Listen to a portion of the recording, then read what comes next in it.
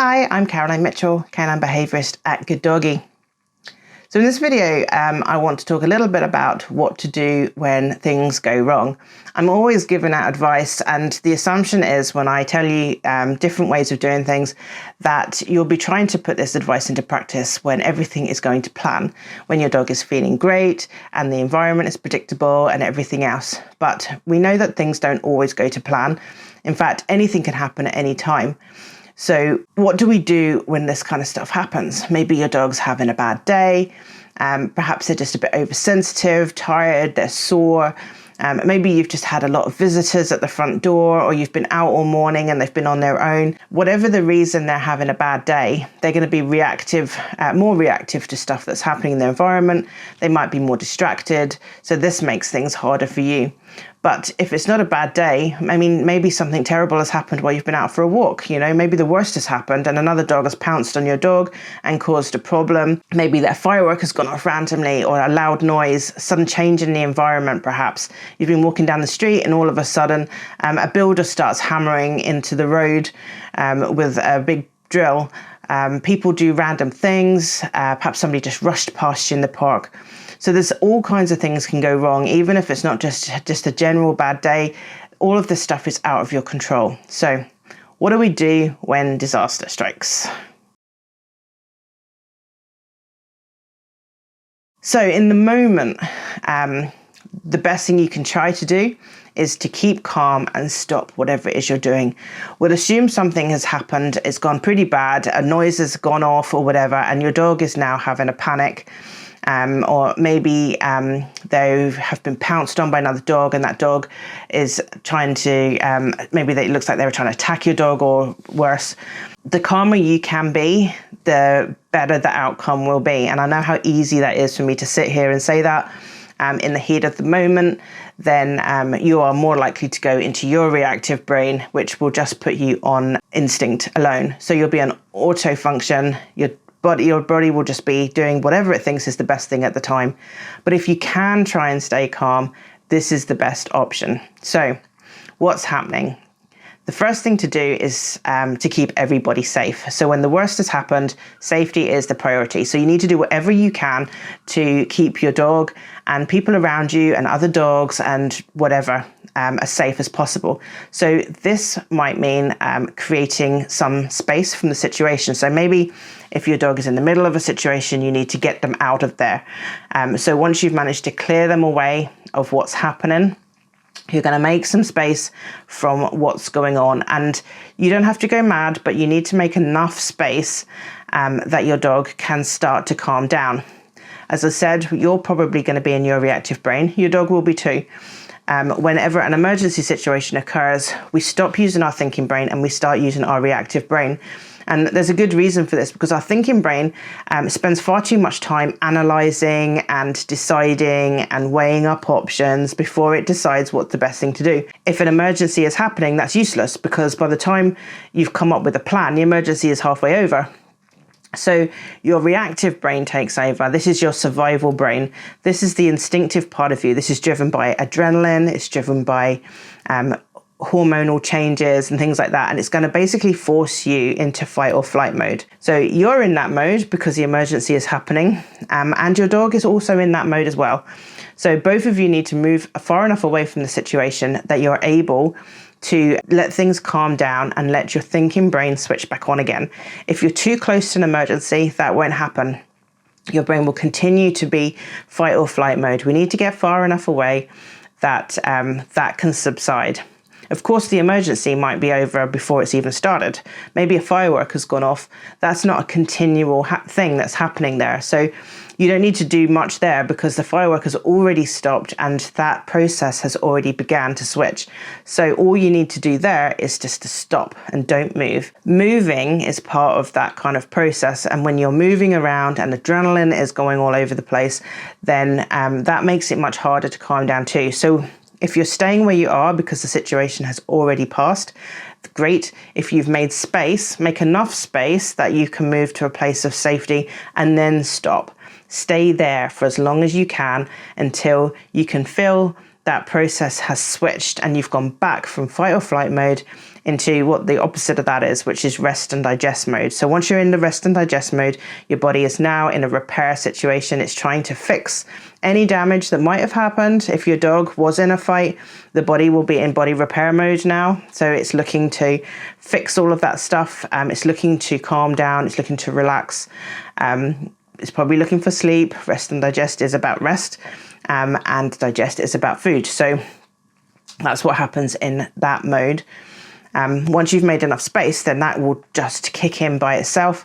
And once the thinking brain is switched back on again, that's the time to really kind of evaluate what has happened and leave the situation and decide what to do next. If you're just having a bad day, you could try and battle on. Maybe your dog is just overtired. Perhaps they had an extra walk today, or perhaps they've already done some training. Maybe you've met a lot of dogs. Your dog's anxious about dogs in the park and you've seen so many today and they've just got to the end of their kind of willpower. If you try and battle on, you're going to put in an awful lot of effort and for not very much output. When he's at his best, you'll be able to get maximum benefit for the least amount of work. He'll want to work for you. He'll want to learn from you. He'll be interested and he'll be keen. But when he's having a bad day, that flips on its head. He's not interested. He's distracted and he's going to be really, really struggling. So you're going to be working your ass off. In the meantime, he's resisting everything you're trying to teach him. So in these situations, you are just better to stop, because the little amount of benefit you're going to get by keeping on going is just pointless. It's just not worth having. You might as well just have a nice afternoon with your dog, do something fun, and forget about training for now. So I talked about analysing the situation. We need to discover what went wrong. So after the event, when everybody's got their brains switched back on again, everyone's thinking things through, trying to remember what had happened, and we're going to figure out what's gone wrong. So if your dog's just had a rubbish day, he's been busy, blah, blah, blah, blah, blah, then that's fine. We can just make a plan to address that and make sure that doesn't happen again. But maybe this was something out of your control. Maybe this is something that you couldn't have really predicted, you know? You couldn't have predicted a dog might have run over to yours. You couldn't have predicted that that man was going to suddenly start drilling into the road right near your dog. So figuring out what happened, what you can control and what you can't control is really important. So try to remember everything that happened, break it all down into steps, and then make a plan to address the specifics. So maybe we need to find a different way. Perhaps it was just too complicated. Maybe what you were trying to do with your dog was too hard, and he wasn't really getting what you were trying to teach him. This is frustrating. So perhaps you just need to break it down into more tinier little steps. Maybe the situation was too big for your dog. So, you know, a visit to the park, maybe you just got too close to a dog and just had a meltdown. Maybe that's what went wrong. In that case, you know, dilute the situation a bit more. So make more space next time from the other dog. Perhaps if it's a sound thing, we need to introduce some sound therapy, or perhaps we need to go somewhere different. You know, if you go to a place, lots of street walking and your dog doesn't cope very well that close to lorries or loud noses and things like that, maybe a different location is a better place to take your dog while you work on that kind of at a more sedate level. So once you've diluted your experience, those noises, your dog has become used to them more, you can try going back to them later, but maybe it's just a bit too much. Maybe we need to find a different way or a better way to reward good responses. Maybe your bad day was happening because your dog wasn't interested in what you had in your hand.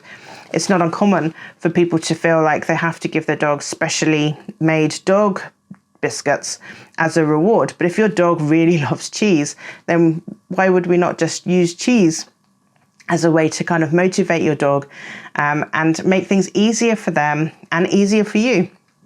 It's not cheating to give your dog a better reward. You know, if your boss said to you, I'll give you a tenner at the end of the month if you increase your performance by 10%, you know, you might go, well, I'd planned to do it anyway, so I might just take the tenner and do it. Or you might go, I'm not working for a tenner, make it $1,000 and then you've got a deal. So this is your dog, you know, if your dog is motivated by cheese and not biscuits, then go with cheese. But be more vigilant maybe when you go to different places, more predictable places. Perhaps you need somewhere with more space. So that dog maybe ran over to you because you were perhaps a bit close to that dog, and maybe you could have given more space then. If you go to big open spaces, you can see everybody that's there. You can find some space of your own in the middle. It makes the whole environment a bit more predictable. Unpredictable things you can't change too much, but if they are things you could help desensitize your dog to for the future so they can cope better, then that's the goal for that. Before you put your plan into place though, take a break. It's really, really important whenever you've had an experience, whether it's a mild one or a really big one, that you take a short break or a long break to allow yourself to calm and you allow your dog to calm as well. After a situation like that, your anxiety levels are going to be high, and depending how bad the experience was, that it could be high for quite a while. So your dog could be on edge for the next few days. That wouldn't be unusual, especially if it was a very bad experience. It may even be longer than that. So taking a break away from those kind of places, so you're not risking anything too complicated or too complex. Don't try and do any training or any kind of rehab or any kind of desensitization.